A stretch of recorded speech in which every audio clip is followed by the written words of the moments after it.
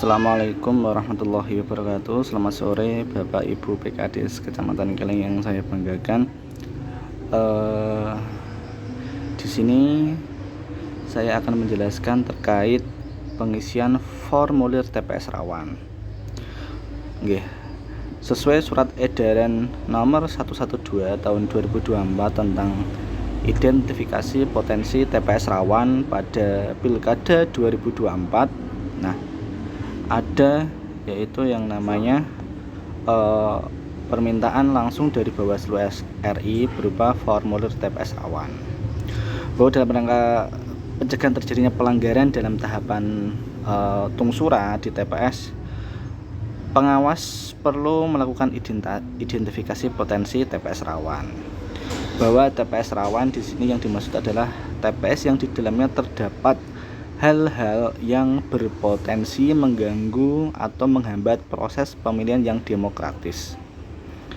Oke, bahwa dalam melaksanakan pemetaan TPS rawan ini, Bawaslu menyusun variabel dan indikator TPS rawan pada Pilkada 2024. Terdapat 8 variabel dan ada 28 indikator dengan rincian di form TPS ini. Variabel yang pertama penggunaan hak pilih, kedua keamanan, politik uang, politisasi sara, netralitas, logistik, lokasi TPS dan jaringan internet dan listrik. Oke, yang pertama yaitu tentang identitas nama pengawas, desa, kelurahan, kecamatan, kabupaten, provinsi. Saya kira jelas. Jumlah TPS menyesuaikan jumlah TPS-nya masing-masing.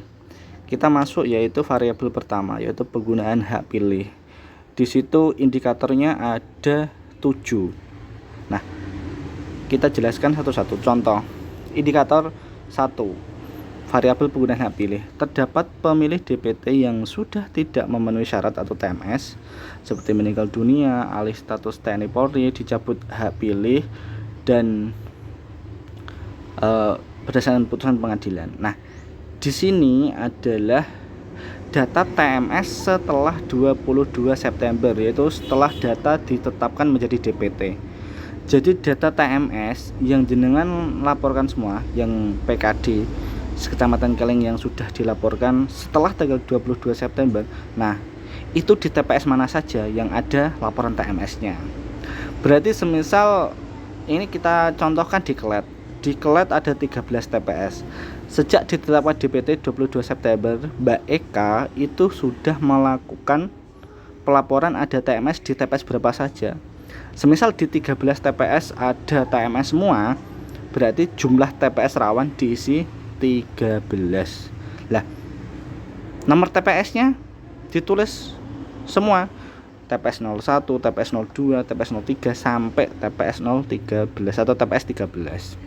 Nah, jika yang dilaporkan atau yang pernah dilaporkan yang sudah ada temuannya itu cuma 5 TPS, berarti cukup ditulis jumlah TPS rawan ada 5. Nomor TPS-nya dituliskan, nomor TPS berapa saja. Itu indikator 1. Indikator 2, terdapat pemilih pindahan atau DPTB. Ada enggak di desanya masing-masing? Kalau ada, ditulis sesuai TPS-nya mana saja. Berarti jumlah TPS-nya berapa yang ada DPTB, terus disebutkan nomor TPS-nya. 3, terdapat potensi pemilih memenuhi syarat namun tidak terdaftar di DPT atau potensi DPK. Nomor 3 ini maksudnya adalah jika ada pemilih yang belum masuk DPT tapi dia sudah mempunyai KTP. Nah, mempunyai KTP tapi belum masuk DPT, itu bisa masuk potensi DPK. Nah, potensi DPK juga bisa terjadi jika semisal ada warga luar setelah ditetapkan menjadi DPT, dia baru pindah masuk. Semisal di Kunir itu ada awalnya orang Pemalang, terus ke Kunir, terus sekarang sudah punya KTP Kunir. Nah, itu juga bisa masuk potensi DPK. Nah, itu di TPS mana saja kalau ada. Kalau tidak ada, ditulis 0, angka ya, 0 bukan strip. 4, terdapat penyelenggara pemilihan di TPS yang merupakan pemilih di luar domisili TPS tempatnya bertugas. Poin 4 ini adalah jika terjadi atau adanya penyelenggara pemilihan itu baik KPPS maupun PTPS yang tugasnya tidak sesuai dengan DPT-nya. Misal ini di Klepu PTPS-nya 6, itu bukan lokasi dia menyoblos semua. Nah, itu berarti masuk potensi TPS rawan. Berarti jumlah TPS-nya ditulis 6. Nah, jika ada lagi semisal KPPS dia bertugas di TPS 1 tapi nyoblosnya di TPS 2, itu juga masuk. Karena itu masuknya adalah penyelenggara pemilihan. Poin 5, terdapat pemilih disabilitas yang terdaftar pada DPT. Nah, yang ini adalah yang terdaftar secara DPT, bukan secara penglihatan. Jadi kalau ada pemilih disabilitas itu yang tertera di DPT, bukan secara penglihatan kita. Apakah itu contoh si A itu loh, nek tanggaku kita niku masuknya disabilitas. Nah, tapi perlu dicek lagi itu masuk disabilitas atau tidak. Poin 6, terdapat riwayat TPS yang menggunakan sistem noken tidak sesuai ketentuan. Nah, poin 6 ini hanya terjadi di Papua. Noken itu pemilihan yang diwakili ketua adat, ketua suku. Itu di sini tidak ada, itu diisi 0 saja. Poin 7, terdapat riwayat pemungutan suara ulang atau PSU. Di Keling sejarahnya sepertinya tidak ada. Kosong. Nomor TPS berarti kosong. Itu variabel 1. Variabel 2, keamanan. Apakah memiliki riwayat terjadi kekerasan di TPS? Pernah ada enggak? 2, memiliki riwayat terjadi intimidasi kepada penyelenggara pemilihan, ada enggak? 3, terdapat penolakan penyelenggaraan pemungutan suara, apakah ada atau tidak? 3, politik uang, terdapat riwayat praktik pemberian uang atau material yang tidak sesuai dengan ketentuan pada masa kampanye di sekitar lokasi TPS, apakah ada atau tidak? Itu poin 3. Poin 4, politisasi sara, terdapat riwayat praktik menghina, menghasut di antara pemilih terkait isu agama, suku, ras, dan golongan di sekitar lokasi TPS, ada atau tidak? Kalau ada, ditulis jumlah TPS-nya dan disebutkan nomor TPS-nya. 5, netralitas, petugas KPPS berkampanye untuk pasangan calon. 2, ASN, TNI Polri, dan perangkat desa melakukan tindakan kegiatan yang menguntungkan atau merugikan pasangan calon. 3, petugas KPPS berkampanye untuk pasangan calon. 4, ASN, TNI Polri, kepala desa dan atau perangkat desa melakukan tindakan atau kegiatan yang menguntungkan atau merugikan pasangan calon. Nah, walaupun ini berulang-ulang ya, ini tapi form ini memang sudah sesuai SE, berarti ini bisa dikatakan tipe ya, wis 1, 2 itu sudah, tapi poin 3, 4 itu ditanyakan lagi, tapi dapat ditulis saja sesuai yang ada. Logistik.